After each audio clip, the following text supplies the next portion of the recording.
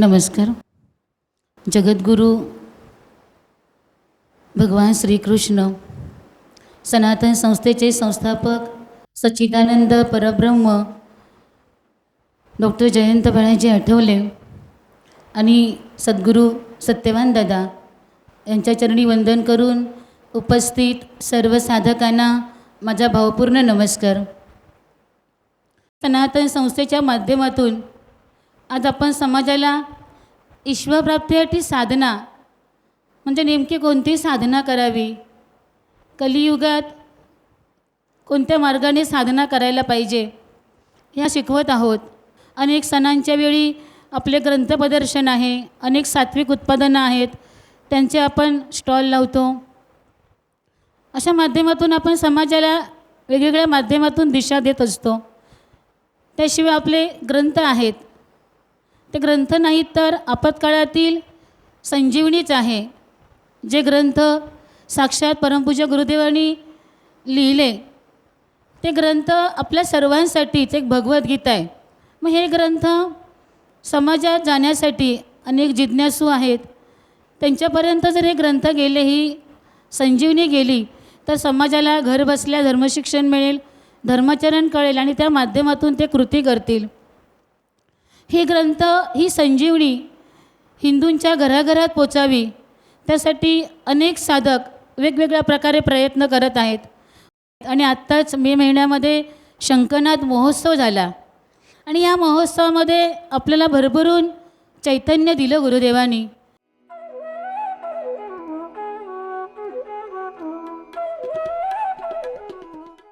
आणि यानंतर साधकांचे प्रयत्न वाढले.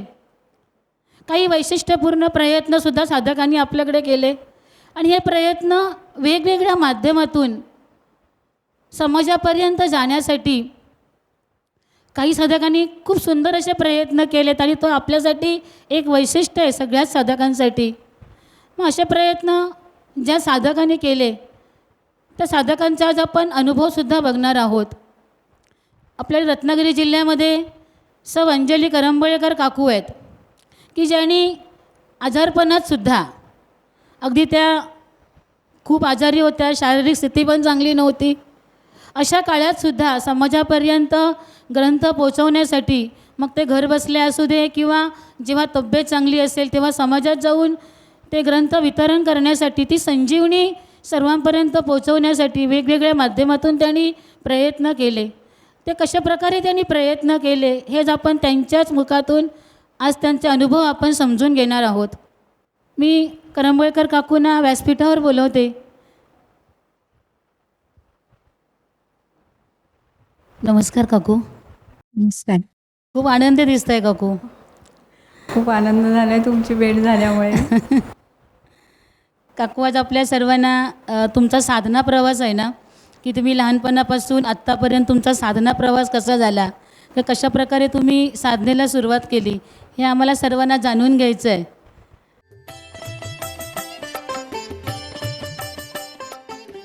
तुम्ही सनातन संस्थेमध्ये येण्यापूर्वी कुठल्या वेगळ्या मार्गाने साधना करत होता का? मुळामध्ये घरात आमच्याकडे सगळ्यांना देवाची आवड होती, त्यामुळे आम्हाला सगळ्यांना देवाची आवड निर्माण झाली. आणि लहानपणी मी आईबरोबर कीर्तनाला वगैरे जात होती. मग कीर्तनाला जात असताना मग तिथे गोष्टी वगैरे ऐकायचे आणि त्यातून नामजपाचं पण महत्त्व हळूहळू पटायला लागलं. म्हणजे मला वाटतं 5वी-6वीपासूनच सुरुवात केली. त्यावेळेला आमच्याकडे मारुतीचं, म्हणजे वडिलांना आमच्या मारुतीची मूर्ती मिळाली होती. त्यामुळे सुरुवातीच्या काळामध्ये मारुतीचं आमच्याकडे देवस्थान असल्यामुळे मारुतीचा जप केला गेला आणि कीर्तनाच्या माध्यमातून मला ती ओढ निर्माण झाली आणि त्यातूनच नामसाधनेला खऱ्या अर्थानं सुरुवात झाली. त्यामुळे घर मुळातच कुटुंब जे होतं ते आध्यात्मिक असल्यामुळे त्याचा फायदा झाला. नंतर काय झालं, मी गजानन महाराजांची पोथी वाचायला लागले आणि त्या पोथीचा परिणाम असा झाला की त्या पोथीतून मला अनुभूती यायला लागल्या. म्हणजे गजानन महाराजांच्या पोथीतून मला एक दिवस तर पिंजर आली. मग मला नेमकेपणानं काय ते कळेना की काय आहे. कुंकू सापडलं का? हां, कुंकू सापडलं. कुंकू आलं. पोथीतून कुंकू आलं. मग मला काही ते कळेना नेमकं. मग माझ्या आईनं सांगितलं की तू वाचत राहा, हे देव त्याचं तुला अस्तित्व दाखवतोय.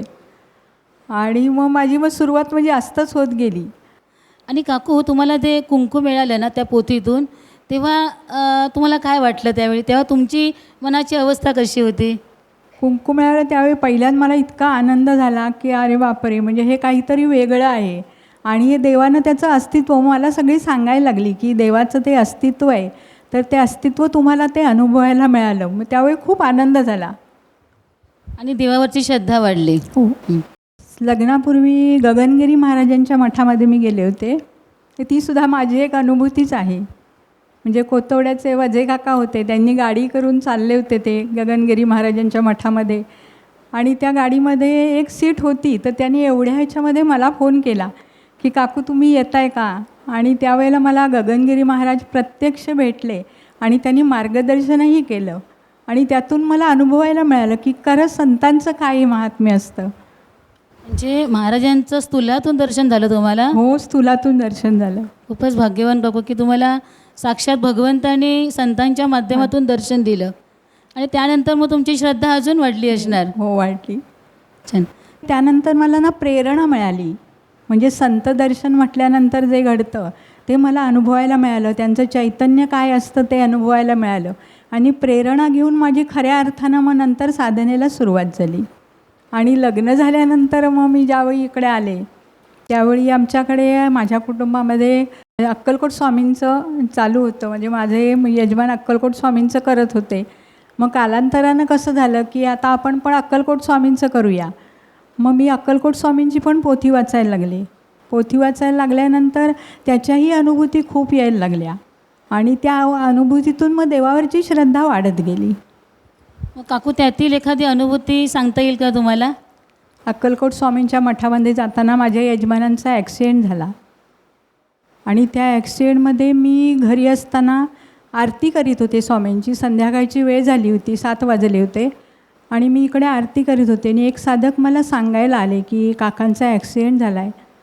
सर्वसाधारण आपण बघितलं तर ॲक्सिडेंटमध्ये कोणी थांबत नाही, पण ह्यांचा ॲक्सिडेंट झाला त्या एक रिक्षा तिथे आली आणखी ह्यांना घेऊन हॉस्पिटलमध्ये गेली आणि त्याच्या आधीचा अनुभव असा आला की आमच्याकडे सनातनचे साधक आले होते आणि त्यांनी मला कुलदेवतेचा नामजप करायला सांगितला होता.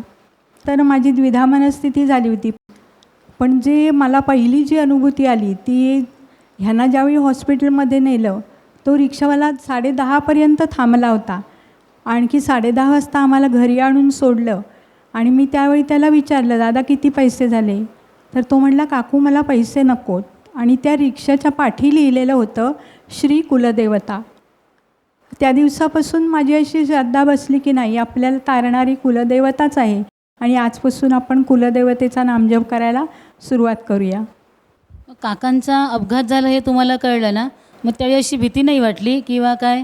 नाही, भीती नाही वाटली. कारण का झालं की मी अक्कलकोट स्वामींची आरतीच चालू होती, त्यामुळे आता देवाचं करीत असल्यामुळे तारणारा देव आहे, म्हणजे हे थोडी श्रद्धा बसली होती, त्यामुळे नाही भीती वाटली मला.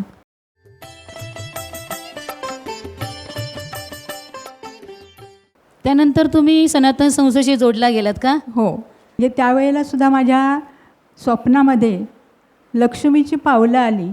मग मी भगवंताला मला म्हटलं की मला लक्ष्मीची पावलं नको आहेत, मला तुझी पावलं पाहिजेत दिसायला.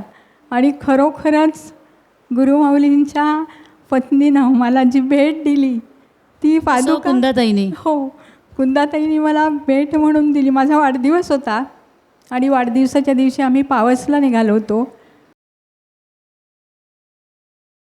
पावसला निघालं असताना मी असं पटकन गर्दी होती तिथे. मग मी असे बोलले की आज माझा वाढदिवस आहे.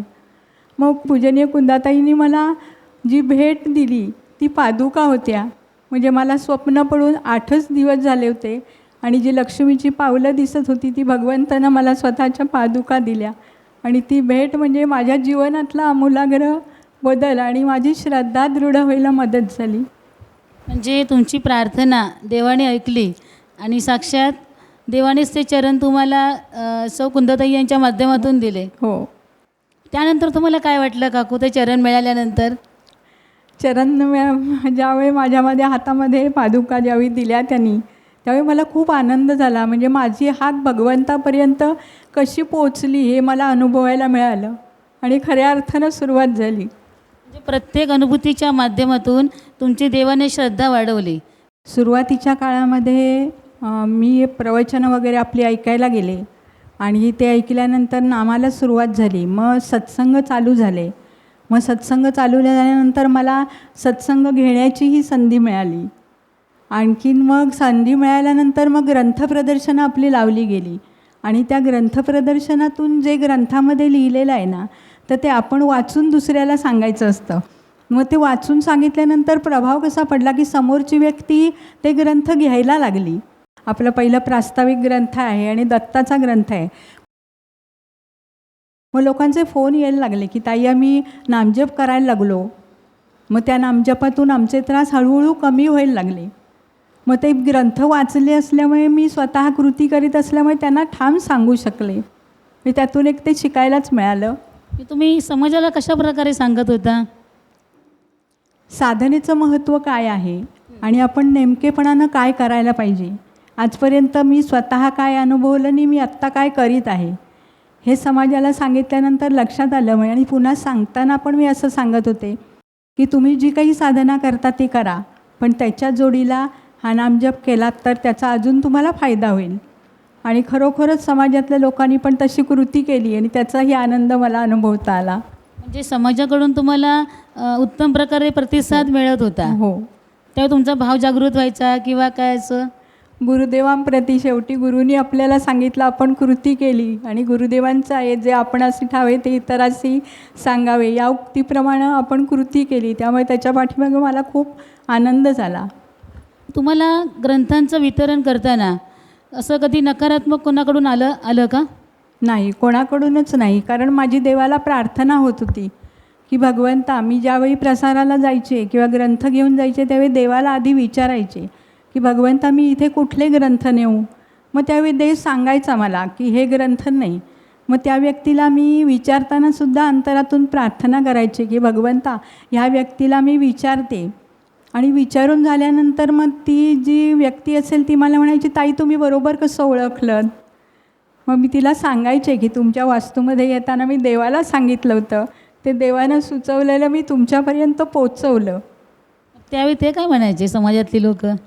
म्हणजे तुम्ही खूपच छान देवाचं करताय. म्हणजे त्यामुळे त्यांची श्रद्धा वाढायला मदत झाली.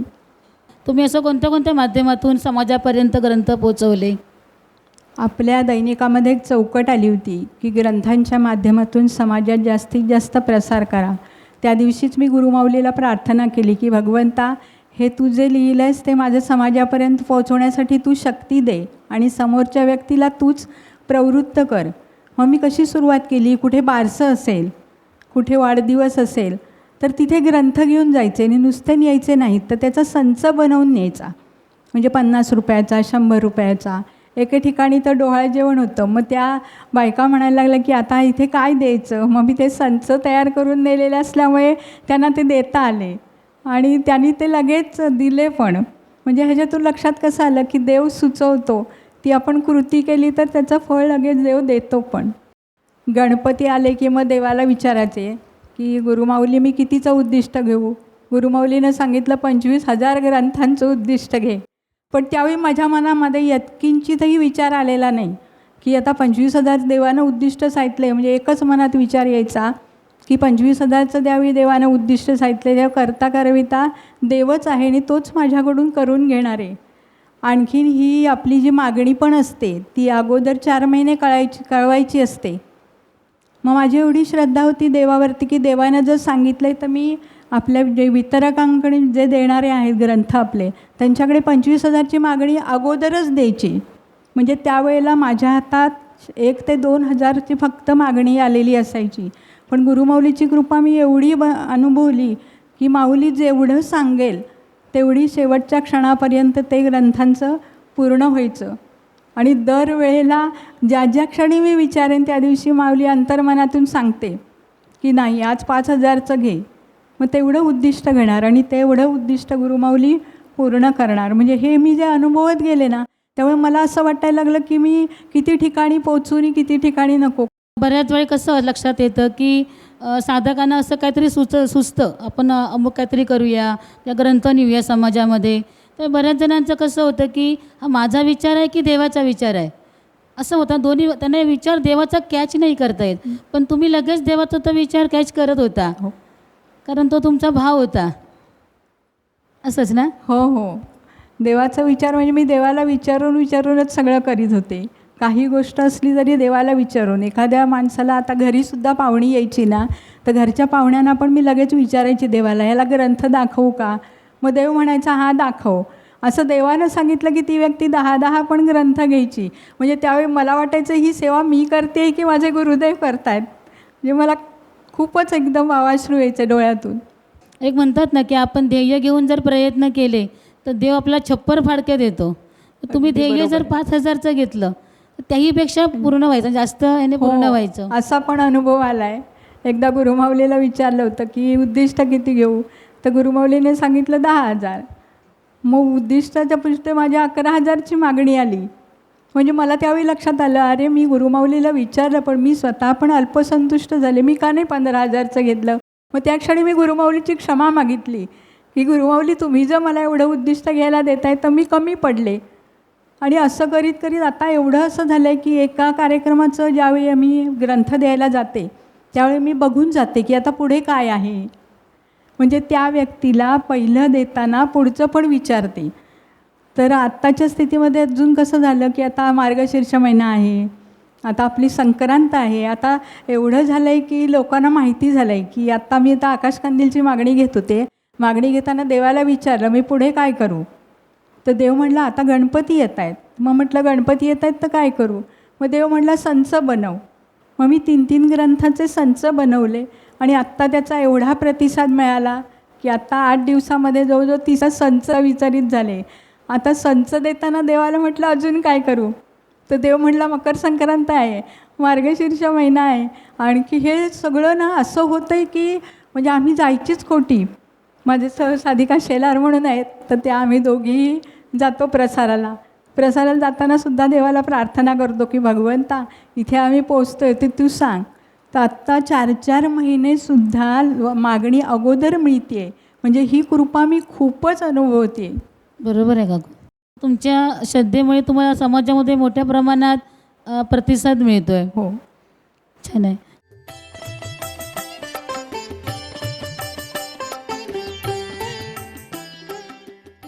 तुमचं मोठं शस्त्रकर्म झालं होतं ना, त्यावेळी तुम्ही अगदी बेडरेस्ट तुम्हाला सांगितली होती डॉक्टरांनी, आणि त्यामुळे तुम्हाला बाहेर पण जाता येत नव्हतं. त्या काळात तुम्ही कसे प्रयत्न केले? त्या काळामध्ये मी पुण्याला गेले होते भावाकडे. माझं मोठं शस्त्रकर्म झालं आणि त्या ह्याच्यामध्ये डॉक्टरने मला भूल द्यायची होती. तर भूल देण्यापूर्वी मी डॉक्टरांशी बोलत होते. मला वेदना होत होत्या पण माझं लक्ष कुठे होतं की माझ्या गुरुमाऊलीचा ग्रंथ समाजापर्यंत पोचावे. मग ते भूल येणारे डॉक्टर येण्यापूर्वी मी त्या डॉक्टरांना विचारलं की आता गणपती येत आहेत तर आपण अथर्वशीर्षाचे ग्रंथ मी घेऊन जाते. आणि बरोबर मी हॉस्पिटलमध्ये गेले होते तरी माझ्या पिशवीमध्ये ग्रंथ होते. मग तो ग्रंथ मी त्यांना दाखवला तर ते म्हणाले चालेल काकू मला 200 ग्रंथ द्या. मी गुरुदेवांना म्हटलं चला माझी सेवा झाली आता माझं काही होऊ दे. जावयांचेच मित्र आहेत ते आमच्या. तर ते म्हणाले काकू तुम्ही काळजीच करू नका, तुमचं ऑपरेशन एकदम सक्सेसफुल झालेलं आहे. आणि मी समाधानी कशात होते तर गुरुमाऊलीचे ग्रंथ तिथे पोचले. तर आणि मग त्याच वेळेला त्यांनी नामजप वगैरे पण विचारून घेतला. म्हणजे तिथेसुद्धा काय झालं इकडे ऑपरेशन चालू आहे तिकडे माझी भूल चढेपर्यंत ते बोलत होते. आणि त्याच्यानंतर मग मी घरी आले. घरी आल्यानंतर मला डॉक्टरनी सांगितलं होतं की जिने चढू नका. आता 4 दिवस मला भावाकडे राहायचं होतं. ऑपरेशन झाल्यानंतर 4 दिवस दवाखान्यात होते. जिने चढू नका म्हटल्यानंतर भावाकडे लिफ्ट होती आणि त्याच वेळेला माझी मुलगी मला बघायला आली होती. तर अपर्णाला मी म्हटलं आपण जाऊया का सेवेला. तर म्हटली हो जाऊया. मग आम्ही लिफ्टनी पण तिथे सेवा केली पुण्यासारख्या ठिकाणी. आणि तिथेही तुम्हाला कोणी 200 विरोध नाही केला? नाही कोणी केला. माझा भाऊ ह्याच्यातच असल्यामुळे, भाऊ सनातनमध्ये आहे पुण्यामध्ये, भाऊजे दोघंही, त्यामुळे विरोध नाही कोणी केला. आणि तिथे लिफ्टची सोय असल्यामुळे देवानं मला अपर्णाला पण तिथे पाठवलं होतं आणि तिथेही मला 200 ग्रंथांची मागणी मिळाली. म्हणजे माझा आनंद इतका द्विगुणित झाला की मला ऑपरेशन झालं याचं भानच नव्हतं. काकू एवढं मोठी शस्त्रक्रिया तुमची होती ना, पण त्यावेळी तुम्हाला शस्त्रक्रियेची भीती नाही वाटली? नाही वाटली. हां, त्यावेळी काय होतं मनामध्ये? त्यावेळी मला गुरुदेवांचं दर्शन झालं होतं आधी. मी हॉस्पिटलमध्ये गेले तेव्हा गुरुमाऊली मला दिसली तिथे. आणि गुरुमाऊली दिसल्यानंतरच मला म्हणजे असं भीती नाही वाटली की आता हे ऑपरेशन आपलं होणार आहे. कारण गुरुमाऊलीने ग्रंथामध्ये लिहिलेलं आहे की प्रारब्धाचे भोग हे भोगायचेच आहेत. आणि ते मनाशी ठाम होतं आणि त्या गुरुमाऊलीचं दर्शन झाल्यामुळे भीती नव्हती माझ्या मनामध्ये. मग तिथेही माझी कशी सेवा होईल हाच विचार होता. आणखी एक दुसरा प्रसंग, माझ्या दिराने गाडी घेतली होती. तर आम्ही गाडीनं निघालो होतो. तर ॲक्सिडेंट झाला मोठा. ॲक्सिडेंट म्हणजे मारुती गाडीने 4 पलट्या घेतल्या. त्यावेळी माझ्या जावेनं काय केलं, मला विचारित होती, वहिनी आज तुम्ही कसा काय आला, तुमची आज सेवा नव्हती का? तशी म्हटलं हो सेवा होती, पण दुसऱ्या आजोबांनी घेतल्यामुळे मी म्हटलं आले.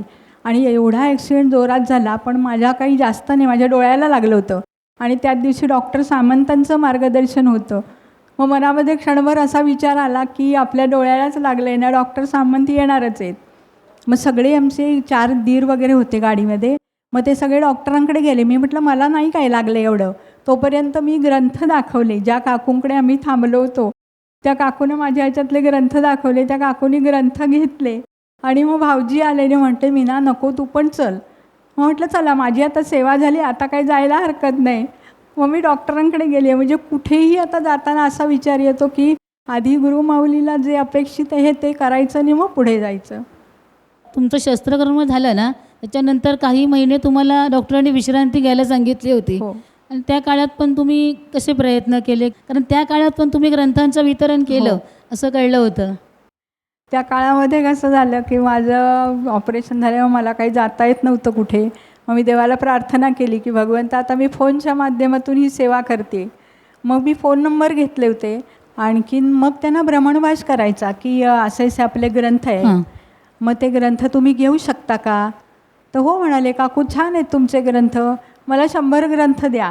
असं करता करता त्या कालावधीमध्ये माझे 5000 ग्रंथ झोपलेली असतानासुद्धा वितरित झाले. म्हणजे मी गुरुमाऊलीला किती कृतज्ञता, मला आता शब्दातच वर येत नाही आहे, सांगता येत नाही अशी परिस्थिती. शब्दच कमी आहेत. हां, शब्दच कमी आहेत.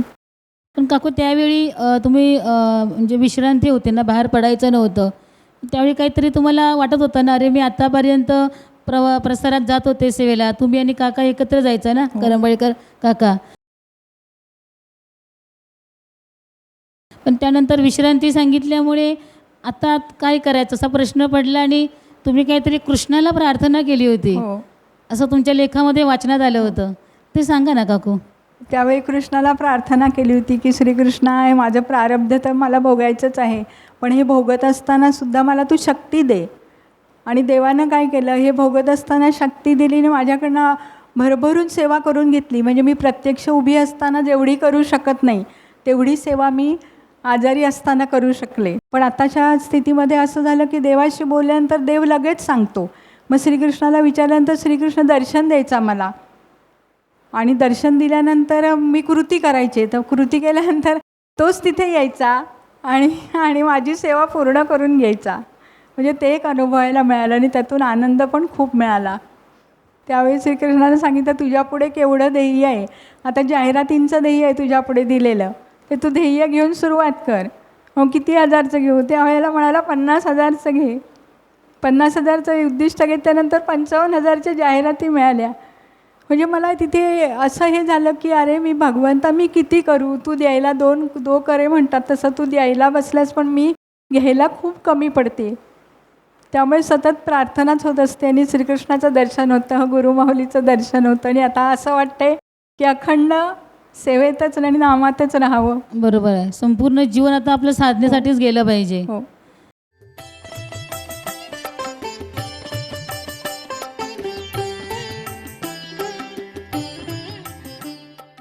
ग्रंथ वितरण करताना ना तुम्हाला असं बऱ्याच जणांना भीती वाटते की अरे ग्रंथातले प्रश्न कोणी विचारले आणि आपल्याला उत्तर देता नाही आलं तर काय करायचं.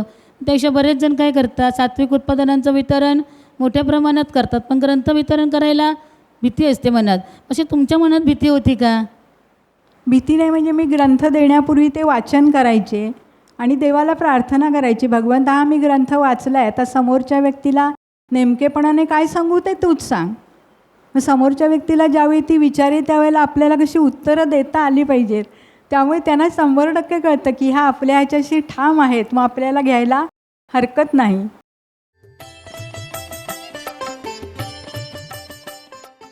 अजून एक अनुभूती सांगू का? काकू तुमच्या जेवढ्या अनुभूती आहेत तेवढ्या सांगा, कारण साधकांना शिकायला मिळणार ना की तुम्ही कशा परिस्थितीत ग्रंथांचं वितरण केलं, तो भाव कसा होता, ती श्रद्धा कशी होती तुमची. आत्ता आम्ही शंखनादाला ज्यावेळी निघालो होतो त्यावेळी मी देवाला प्रार्थना केली की भगवंता मी ग्रंथ कोणते घेऊ. एक क्षण वाजत होता की अरे सगळे साधकच यायचे आहेत, पण देव माझा मला सांगतोय की तू ग्रंथ नाही. मग मी देवाला विचारलं तर देवाने सांगितलं रामरक्षा घे, दत्त घे आणि अथर्वशीर्ष घे. ते तिन्ही ग्रंथ मी घेऊन बाहेर पडले. आम्ही प्रवासातच होतो आणि प्रवासात असताना माझे विचार तेच होते की भगवंता तू मला कोणाची भेट घालून देणार. मग जिथे आम्ही महाप्रसादाला थांबलो तिथे काका होते, ते मंदिर दत्ताचं मंदिर होतं आणि त्या दत्त मंदिरमध्ये मी दर्शन घेतलं, प्रार्थना केली आणि दत्ताला म्हटलं तुझे ग्रंथ आता मी इथे दाखवणार आहे, आता तू बघ काय ते. आणि त्या काकांना विचारलं की म्हटलं असे आपल्याकडे दत्ताचे ग्रंथ आहेत तर तुम्ही घेऊ शकता का. हो म्हणाले ताई मला 500 ग्रंथ द्या. त्या क्षणी माझी एवढी भावजागृती झाली की भगवंतानं जे मला सुचवलं आहे ते कोणत्याही सुचवलं आहे की माझा जो विचार होता की माझ्या भगवंताची ज्ञानगंगा समाजातल्या हजारो लोकांपर्यंत पोचावी. आणि तिथेही शंखनादाला सुद्धा जाताना माझी 500 ग्रंथांची मागणी मिळाली मला. त्यांनी एकट्यानेच 500 ग्रंथ मागितले. त्यांनीच 500 ग्रंथ मागितले. जे काकू भावाचं उत्कट उदाहरण आहे की तुमच्या मनात जो भाव आहे ना गुरूंबद्दल आणि गुरूंच्या ज्ञान जे समाजात झालं पाहिजे ते तुम्हाला माणसंसुद्धा अशीच भेटत आहेत की ती सगळी सकारात्मक आहे, साधकत्व असलेलीच आहेत. आत्तासुद्धा मी डॉक्टरांकडे गेले होते, माझं 5 किलो वजन कमी झालं. तिथेसुद्धा जाताना मी ग्रंथ नेला होता आणि डॉक्टरने मला तपासलं, औषधं वगैरे दिली. मग मी ग्रंथ दाखवला त्यांना. म्हटलं आता दत्त जयंती आले तर दत्ताच्या ग्रंथाची माहिती सांगितली. मग त्या डॉक्टरने 250 ग्रंथ घेतले. म्हणजे मी आता 5000चं उद्दिष्ट घेतलेलं आहे. देवानं सांगितलं 5000चं उद्दिष्ट घे, अजून दत्त जयंतीला खूप महिने आहेत. पण देवाचं कार्य देव कसं करून घेतो ना हे मी पावलागणिक अनुभवते. आपले विचार देवापर्यंत पोचले की देव कशी मदत करतो. बरोबर, ही श्रद्धाच महत्त्वाची आहे.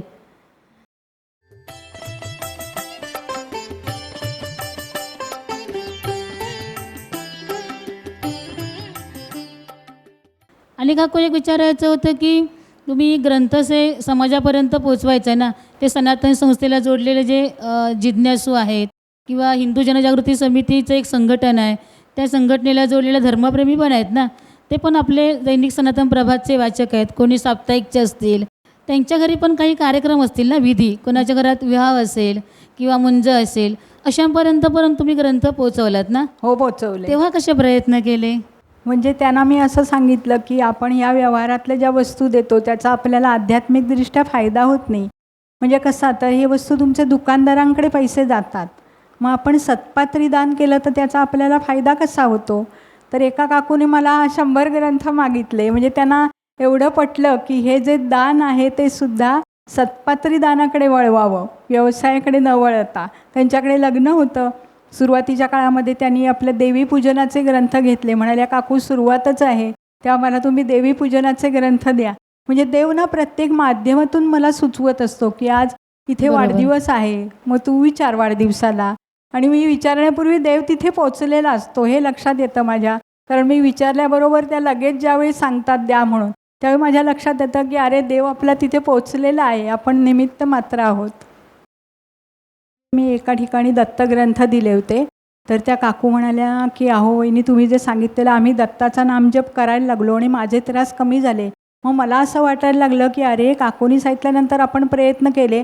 आता मी त्यांना म्हटलं तुम्ही असे प्रयत्न करू शकता की तुमच्याकडे जी पाहुणी येतील त्यांना आपण नामजप सांगू शकतो. आणि तशी त्यांनी कृती केली. बरोबर, ती कृती केल्यामुळे त्यांनाही आनंद मिळाला. म्हणजे त्या म्हटल्या मला 2-3 फोन आले की दत्ताचा नामजप आम्ही करायला सुरुवात केली. म्हटलं बघा देवानं तुम्हाला त्याचा लगेच हे दिलं की आपण फक्त कृती करायची.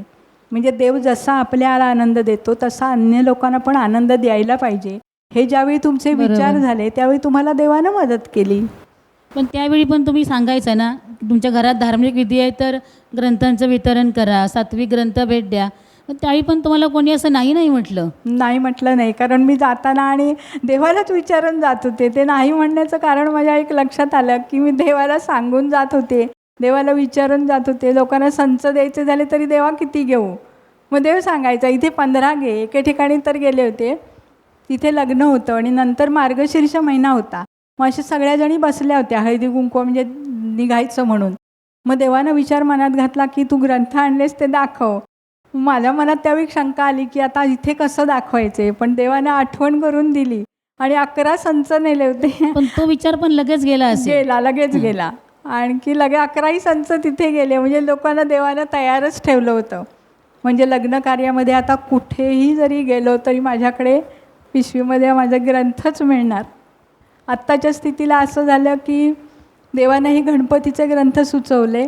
तर देवाला म्हटलं कितीचा संच करू? देव म्हणतो 55 रुपयाचा कर. अहो ज्या ज्या घरात दाखवतोय ना ते कोणी नको म्हणतच नाही. जे आताची येणार चतुर्थीच्या हो हो तुम्ही विषय धरून हे केलं, हो. समाजाला सांगितलं. हो सांगितलं. ते सुद्धा कोणते ग्रंथ घेऊ विचारलं तर देवानं सांगितलं की अथर्व शीर्षचा घे, रांगोळीचा गणेश पूजा विधी घे, आहे. हां असे ग्रंथ घे.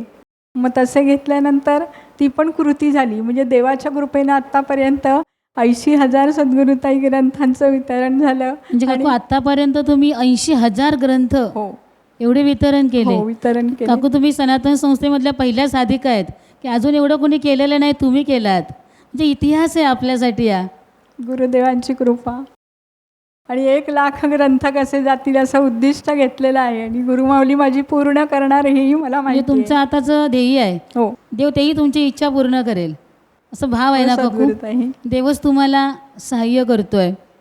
पण काकू तुम्ही वाचकांपर्यंत पोचत होता ना, हो. किंवा जिज्ञासूंपर्यंत पण तुम्ही सांगत होता. म्हणजे तुम्हाला कसं कळायचं? तुम्ही त्यांना आधी सांगून ठेवायचा का? तुमच्या घरात कुठले धार्मिक विधी असतील तर सांगा, किंवा तुम्ही आपले दैनिक सनातनचे नियतकालिक आहेत ते वितरण करणाऱ्या साधकांना सांगून ठेवायचा का? सांगून नव्हते ठेवत. घरी गेल्यानंतर देवाला प्रार्थना होत होती की भगवंता इथे मी काय सांगू. मग ज्यावेळी तिथे सांगायचे ना त्यावेळी तिथून कळायचं की अहो आमच्याकडे वहिनी आता वाढदिवस आहे. म्हणजे देव मला ना तिथे सुचवायचा. मी वैयक्तिक काही करत नव्हते. देव सांगेल तसं करीत होते. आणि मग तिथे कळायचं की वाढदिवस आहे. बरोबर. मग वाढदिवस आहे त्यांनी म्हटल्यानंतर मी मग ग्रंथांची माहिती सांगायची. मग काकू हे आपण ग्रंथ वाढदिवसाला देऊ शकतो. मग चालेल आपण यावर्षी हे देऊया. म्हणजे ती नको असं कोणी म्हणजे म्हटलेलंच नाही. म्हणजे कलियुगात देव तुमच्यासोबत आहे, गुरुदेव आहेत आणि ते तुम्हाला बरोबर त्या घरी घेऊन जातात. ही खूप मोठी तुमची काकू अनुभूती आहे. ह्याच्यामध्ये माझ्या यजमानांचा खूप सहभाग आहे. म्हणजे आता मी फक्त सांगितलं तुम्हाला की 80,000 ग्रंथ गेले, पण त्याच्या पाठीमागे सुद्धा मला पाठबळ देणारे काका आहेत. काकाच आहेत. बरोबर. आणि त्या काकांच्या सहकार्यामुळे मी हे सगळं करू शकले. कारण नुसती मागणी घेणं असतं असं नाही. ज्यावेळी मी मागणी घेते ना त्यावेळी ती पोचवण्याची पण जबाबदारी येते. मग ती सगळी जबाबदारी काका उचलीत असल्यामुळे मला ते सगळं करता आलं. तोच भाव काकू लक्षात आलं की व्यवहारात तुम्ही एकमेकांना साथ दिली. ती साथ तुम्ही साधनेत दिलात आणि त्याप्रमाणे साधनेत मार्गक्रमण केलं. हो खूप सुंदर.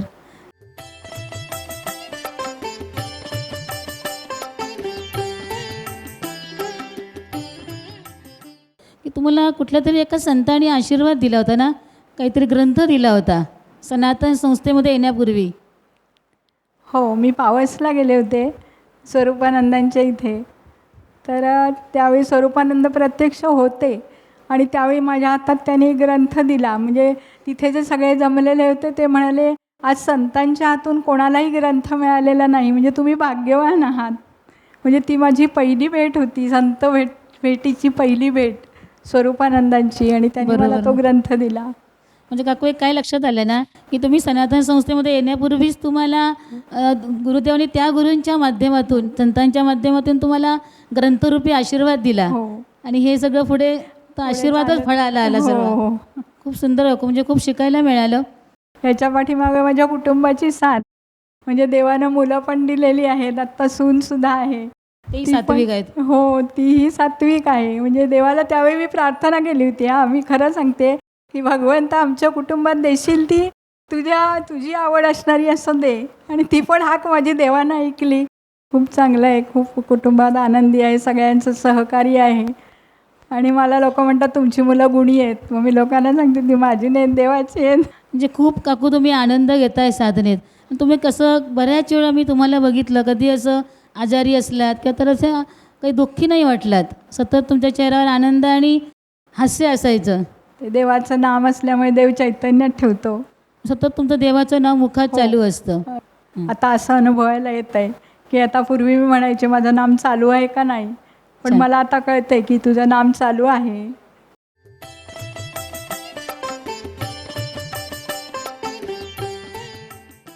नियतकालिका सनातन प्रभातची ती नियतकालिका पण समाजापर्यंत पोहोचायला पाहिजेत, यासाठी पण तुम्ही प्रयत्न करताना काकू, हो. ते पण सांगा.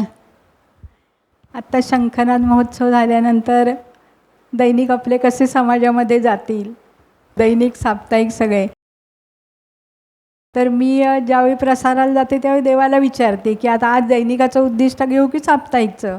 मग देव सांगतो दैनिकचं उद्दिष्ट घे. मग दैनिकचं उद्दिष्ट घेतल्यानंतर देवानं सांगितलं की यावेळेला 25 वर्गणीदार कर. आणि खरोखरच देवाची लीला मी अनुभवते आहे की आता रविवारचे वार्षिक 28 वर्गणीदार झाले. म्हणजे मी तिथे मी म्हणजे पण काकू ह्या वर्षाची का? हो, आत्ता 2025 चे? हो 2025चे. आणि 1 महिन्यातले शंखनादाहून आल्यानंतर देवाला मी विचारलं होतं की आता नेमकं काय करू. म्हणजे या 2 महिन्यात काकू? हो, जून जुलैमध्ये? हो, जून जुलैमध्ये. बापरे, ते कशा प्रयत्न केला तुम्ही, काय भाव होता? दैनिक आपला हे गुरूंचा संदेश आहे. मग त्यांना ती माहिती सांगत होते की याचं महत्त्व काय आहे. आपण अन्य पेपर घेतो आणि आपला पेपर घेतो, तर हा पेपरचं महत्त्व सांगितल्यानंतर त्यांना कसं झालं की अरे अशा बातम्या ह्याच्यामध्ये येतात आपल्या धर्मावरती जे आघात होत आहेत, मग ते आघात आपल्याला टी व्ही वगैरे दाखवत नाही, अन्य पेपर आपल्याला सांगत नाही, तर आपण हे आघात समाजापर्यंत पोचावे आणि हे आपल्यापर्यंत कळावेत आपल्याला, यासाठी आपलं हे दैनिक काढलेलं आहे. आणि हे दैनिक समाजातल्या लोकांपर्यंत पोचण्यासाठी पहिलं आपल्याला घेतलं पाहिजे. मग आपण घेऊन बघून मग आपण समाजाला पण करू शकतो, असं सांगून गुरुमाऊलीच्याच कृपेनं सगळे वर्गणीदार झाले. तसेच साप्ताहिकचे वर्गणीदार झाले.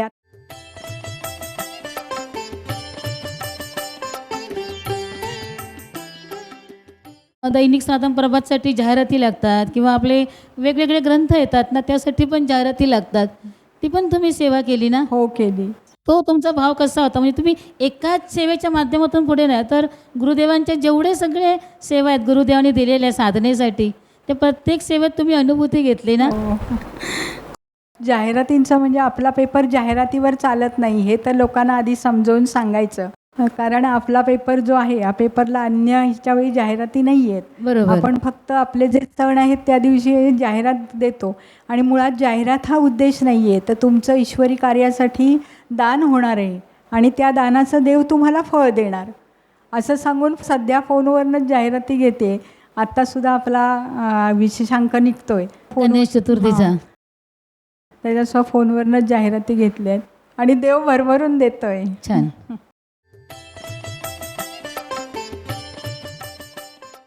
दापोलीमध्ये पण गेले होते मध्ये, त्यावेळेला तिथेही ग्रंथ, मला आता ग्रंथांचं ध्येयाचंच कळालं, आता कळत नाही आहे की आपण ध्येय किती घ्यायचं आणि आता करायचं काय. तुम्ही ध्येयाच्या पुढे आहात. आणि कुठेही असं हे नाही की दापोलीला मुलीकडे सुद्धा गेल्यानंतर म्हणजे कुठेही गेलं तरी माझी सेवा आता खंडित होत नाही. मला उद्देश काय आहे की मी आता कुठे गेल्यानंतर माझी सेवा होणार नाही, ध्यास आहे तुमचा, असं नाही होत. आता माहेरी गेले तर वहिनी म्हणते मीनावंश तुमची सेवा काय आहे तीच तुम्ही करत राहा, तुम्ही घरात लक्ष देऊ नका. त्यावेळी एवढी कृतज्ञता व्यक्त होते की अरे भगवंता, ही सगळी लोक स्वयंपाकात मदत करतायत वहिनीला आणि मी सेवेला जाते, पण तुम्हाला कुठेच विरोध नाही ठेवला. बोलविता धनी. तसा गुरुमाऊलीच विचार त्यांच्या मनामध्ये घालते आणि ती वहिनी आमची म्हणते तुम्ही जी सेवा करताय त्याचं फळ आम्हाला मिळतं आहे. काकू, बऱ्याच जणांचं कसं होतं की नातेवाईकांकडे गेल्यानंतर तिकडे सेवा कशी करायची, कारण धर्मकार्य आहे ना, गुरूंचं पवित्र कार्य समाजापर्यंत आपण कुठेही गेलो तर ते करायला पाहिजे. अगदी हिमालयात गेलो तरी. मग बऱ्याच जणांना कसं वाटतं की अरे नातेवाईकांच्या घरी काय म्हणतील ते आपल्याला, मग तुम्हाला असं कधीच नाही वाटलं? सेवेत खंड पडता कामा नाही, एवढंच माझं ध्येय की आपली सेवा अखंड चालू राहावी आणि अशाच ठिकाणी देवानं मला न्यावी. म्हणजे कोणाला काही वाटो, कोणाला मला सेवा करायची. हो, सेवा करायची. आत्ता मी घरी गावाला गेले होते, मला बरं नव्हतं, माझ्या उष्णतेनं माझं आता 5 किलो वजन कमी झालं आहे. तर उष्णतेनं मला जेवण जात नव्हतं आणि मी सेवेला निघाले. तर माझा भाऊ म्हणतो, काय गं तुला बरं नाही, एवढी कुठे चाललीस? त्यांना काय सांगणार माझे गुरुदेव माझ्यासाठी काय करतायत ते. बरोबर. माझे गुरुदेव माझी काळजी घ्यायला समर्थ आहेत. आणि तिथेही ग्रंथांचं वितरण, भरपूर ग्रंथ हे झाले.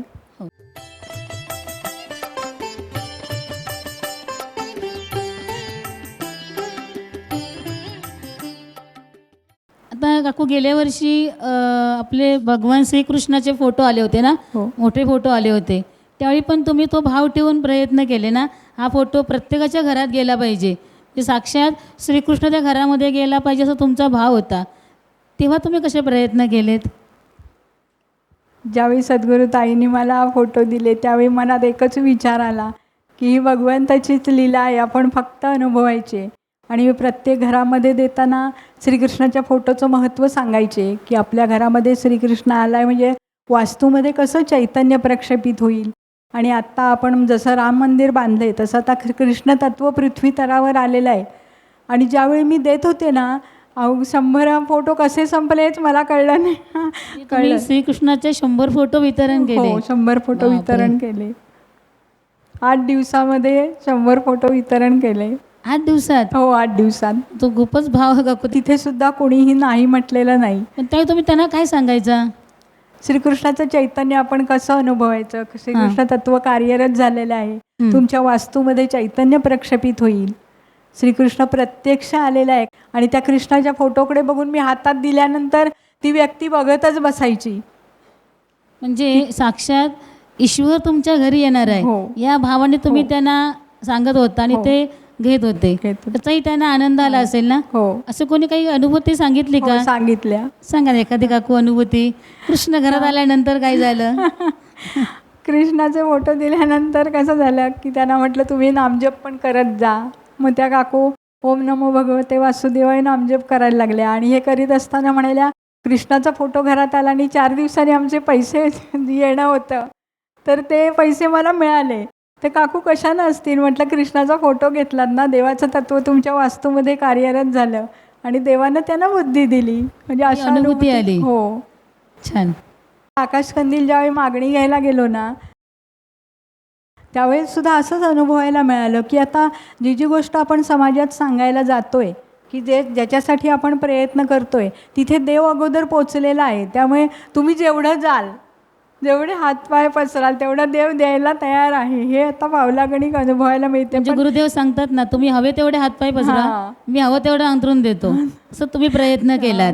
तेच अनुभवायला मिळते. पण शरीराकडनं मर्यादा आली तरी मी शरीराकडे लक्ष देत नाही. माझ्या गुरुदेवांचं कार्य कसं जास्तीत जास्त पोचेल यासाठीच प्रयत्न. आणि अखंड आनंदात असते, अखंड आनंद. तो तुमच्या चेहऱ्यावरच दिसतोय काकू. खूप शिकायला मिळालं काकू.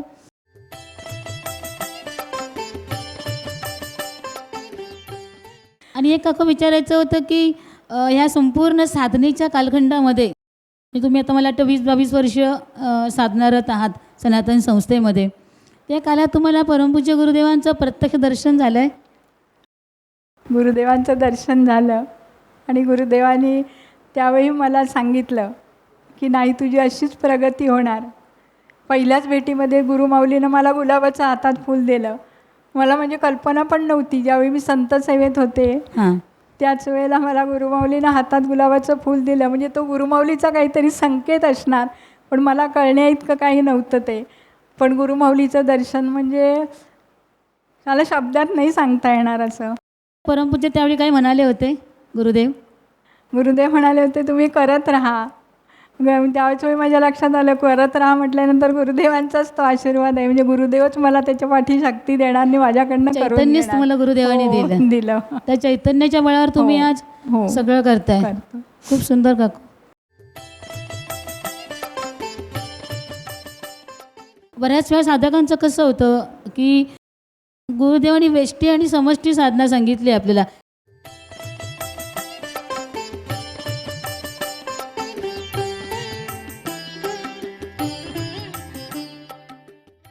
वेष्टी हा आपला पाय आहे, ती जर चांगली झाली तर समष्टी चांगली होणार. पण बऱ्याच वेळी काय होतं की नाही, आम्ही समष्टी कार्य आवडतं, पण तुमचं दोन्हीही चांगलं आहे. वेष्टी साधना पण चांगली आहे आणि समष्टी ही साधना चांगली आहे. तर दोघींचा सांगड तुम्ही कशी घालता? बऱ्याचदा घालता येत नाही, वेष्टी करू की समष्टी करू असं होतं. म्हणजे गुरुदेवांनी सांगितलं आहे ना, व्यष्टीचा पाया पक्का असेल तर त्याच्यावर समष्टी होते. मग जर आपल्याला समष्टी चैतन्य जर आपल्याला हे करायचं असेल तर व्यष्टी आपली व्हायला हवी. मग व्यष्टीसाठी नियोजन करणं हे महत्त्वाचं आहे आणि नियोजनाप्रमाणे कृती केली तर त्याचा आपल्याला फायदा जास्त होतो. आणि घरामध्ये माझे यजमान असल्यामुळे आम्हाला ते खूप मदत करतात ना, हो. त्यामुळे आमचा व्यष्टीचा पाया खूप चांगला आहे. म्हणजे तो काही विचार कधीच नाही झाला हे करू की ते करू, मला दोन्ही करायचं आहे कारण हो. गुरुदेवांचं मन जिंकायचं आहे. हो. हाच तुमचा मला- विचार होता. हो. तर रोजच्या रोज तुमची वेष्टी हो पूर्ण व्यष्टी असायची, हो व्यष्टी पूर्ण कधी असते. खंड नाही पडला. नाही. ते एक तुम्हाला शक्तिदेवाकडून बळ मिळालं. आढावा पण दिला जातो, व्यष्टी पण पूर्ण होते. आढावा देताना भाव काय ठेवता? कोणीतरी साधक आढावा घेत असतील ना? हो हो, मी माझा आढावा श्रीकृष्णाच्या चरणी अर्पण करते असा भाव ठेवून आढावा देते. त्या साधकाच्या मध्ये तुम्ही श्रीकृष्णाला देवाचा. बघत होता. हो. बरोबर का? खूप सुंदर. या सगळ्या तुमच्या साधना प्रवासात खूप शिकायला मिळालं, जे प्रेरणादायी आहे. प्रत्येकाने ते करावं. देवाची कृपा अनुभवते खूप सुंदर. आणि अशीच अखंड राहो. काकूंनी त्यांचा साधना प्रवास सांगितला किंवा कशाप्रकारे साधना त्यांनी केली हे आपल्याला सांगितलं. मग काकूंचा साधना प्रवास वाचून परमपूज्य गुरुदेव काय म्हणाले हे आपण त्यांच्या शब्दात ऐकूया. रत्नागिरी येथील सौ अंजली हनुमंत करंबळेकर वर्ष 1998 पासून सनातनच्या माध्यमातून साधना करत आहेत. आनंदी आणि उत्साही स्वभावाच्या सौ करंबळेकर यांच्यामध्ये अध्यात्म आणि धर्मप्रसार करण्याची तीव्र तळमळ आहे. दैनिक सनातन प्रभातच्या माध्यमातून एखादी सूचना प्रसिद्ध झाली की तिचे आज्ञापालन करण्याचा त्या तळमळीने आणि भावपूर्ण प्रयत्न करतात. प्रसाराचा ध्यास कसा असावा याचे सौ करंबळेकर या मूर्तिमंत उदाहरण आहेत. प्रवास असो, लग्न मुंजीसारखे काही कार्यक्रम असोत, रुग्णालय किंवा ठिकठिकाणी केली जाणारी प्रसार सेवा असो, प्रसार करण्याचे त्यांचे कौशल्य आणि तळमळ अत्यंत कौतुकास्पद आहे. त्यांचा भाव आणि सकारात्मक वृत्ती यांमुळे समोरील व्यक्तीही सकारात्मक प्रतिसाद देऊ लागते. भावपूर्ण वेष्टी आणि समष्टी साधनेमुळे प्रसारात त्यांना देवच आपला सांगाती आहे अशी सतत अनुभूती येते. मोठे ध्येय ठेवून आणि देवाचे सहाय्य घेऊन सेवा करताना देवच आपले धर्मप्रसाराचे ध्येय पूर्ण करत आहे याचा त्या नित्य अनुभव घेतात. आज्ञापालन, सतत ध्यास, भाव आणि घराघरात अध्यात्म पोचवण्याची तळमळ असलेल्या सौ करंबळेकर यांनी वर्ष 2013 61% आध्यात्मिक पातळी गाठून जन्ममृत्यूचा फेरा ओलांडला. त्यांची शीघ्रगतीने उन्नती होत असून आजच्या शुभदिनी 71% आध्यात्मिक पातळी गाठून समष्टी संत म्हणून त्या सनातनच्या 133व्या संत पदावर विराजमान झाले आहेत. त्यांचे यजमान श्री हनुमंत करंबळेकर वय 74 वर्ष यांची ही साधना चांगल्या प्रकारे चालू असून त्यांची आध्यात्मिक पातळी 66% आहे. पूज्य सौ अंजली हनुमंत करंबळेकर यांची पुढील आध्यात्मिक वाटचालही जलद गतीने होईल अशी मला खात्री आहे. सच्चिदानंद परब्रह्म डॉक्टर आठवले. काकू, तुम्ही आज केवळ काकू नाही तर पूज्य काकू झालात. आज तुम्ही संतपदी विराजमान झालात. आज केवळ रत्नागिरी जिल्ह्यालाच नाही तर संपूर्ण विश्वाला परमपूज्य गुरुमाऊलींनी एक संतपद काकूंच्या माध्यमातून बहाल केलं आहे. तर आज आपल्या अंजली करंबळेकर काकू ह्या केवळ काकू नाही तर आज त्या पूज्य करंबळेकर काकू झालेल्या आहेत. संतपदार त्या विराजमान झाल्या आहेत. ही केवळ आणि केवळ गुरुमाऊलीचीच कृपा. मी गुरुमाऊलीला कायम सांगते की हे गुरुमाऊली, मी तर काहीच करत नाही, तू तिथे अगोदरच पोचलेला असतोस, मग मी कुठे काय करते. म्हणजे ही कृपा मला खूप आनंददायी पण आहे, कारण असे गुरु आम्हाला भेटले, हीच मोठी कृपा आहे. बरोबर काकू. सच्चिदानंद परब्रह्म डॉक्टर आठवले यांनी आज हा जो आपल्याला आनंद दिला त्यासाठी आपण परमपूज्य गुरुदेवांच्या चरणी आणि पूजनीय सौ अंजली करंबळेकर यांच्या चरणी कृतज्ञता व्यक्त करूया. आता मी सद्गुरू स्वाती खाडगे यांच्या चरणी प्रार्थना करते की त्यांनी पूजनीय सौ अंजली करंबळेकर यांचा सन्मान करावा.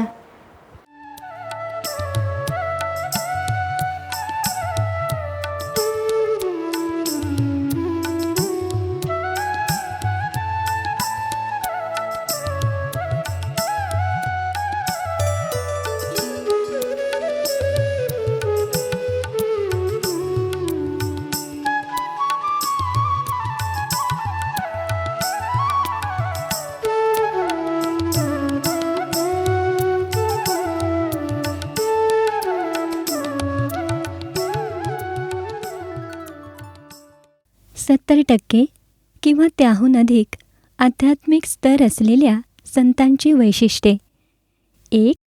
संत होणे हा मोक्षप्राप्तीतील एक महत्त्वाचा टप्पा आहे. 2. संत म्हणजे निर्गुण ईश्वराचे सगुण निर्गुण रूप. 3.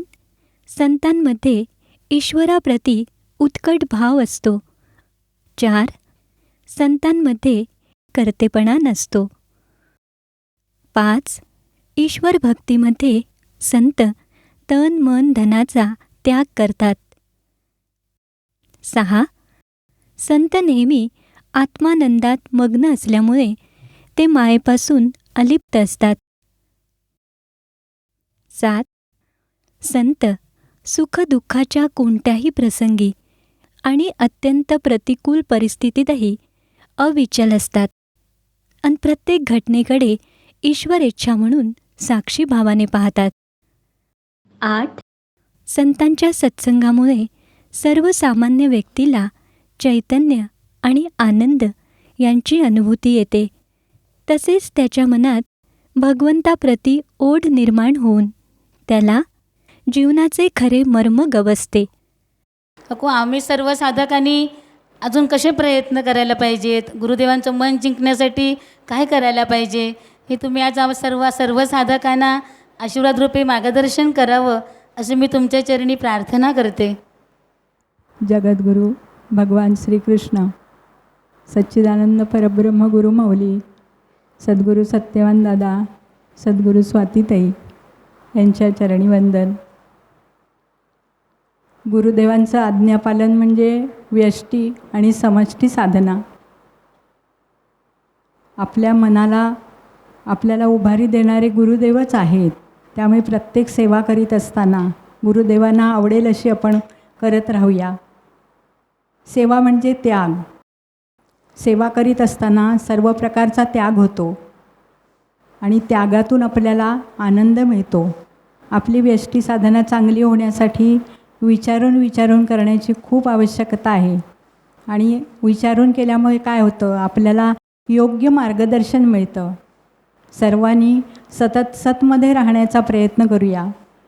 गुरुदेवांचे कार्य राष्ट्र आणि धर्मजागृतीचे असल्याने नियतकालिक आणि आपली ग्रंथांची ज्ञानगंगा समाजापर्यंत पोचवण्यासाठी सर्वांनी जोरानं म्हणजे झोकून देऊन प्रयत्न करूया.